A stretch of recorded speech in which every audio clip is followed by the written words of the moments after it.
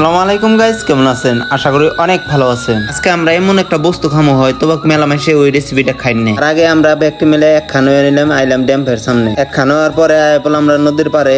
ব্যক্তি কিন্তু অলরেডি কাপড় চোপড় খোলা শেষ। কারণ আমরা ব্যক্তি নাম নদীতে, এই বস্তুটা কিন্তু নদীতে পাওয়া যায়। আর এই নদীর পার দিয়ে আইলে বাদা যা একটা ভাল লাগে, সাইড দিয়ে ধান গাইতে থুইছে না, এরকম ভাল লাগতেছে। কিন্তু 4-5 জনে আমরা এক খানো হয়েছি, ব্যক্তি কিন্তু গেতাছি ওই মিশনে। তারপরে আমরা দেরি করলাম না, ব্যক্তি কাতা মধ্যে দিতেছে। আর হয়তো বা অনেক মানুষ বুঝছেন, আমরা ব্যক্তি কিন্তু আয়া পড়ছি আমরা কাঁকড়া ধরবার নিয়ে। বড় বড় মুরব্বীর কাছে শুনছি বলে কাঁকড়া ভাজা বলে এরকম স্বাদ নাগে, হে হিসাবে ব্যক্তি মিলে আমরা আজকে ট্রাই করবো আয়া পড়লাম। কাঁকড়া ধরবা আয় না, গাতার মধ্যে হাত দেওয়ার পরে এই হারামজাদা কিবা করে দেখুন।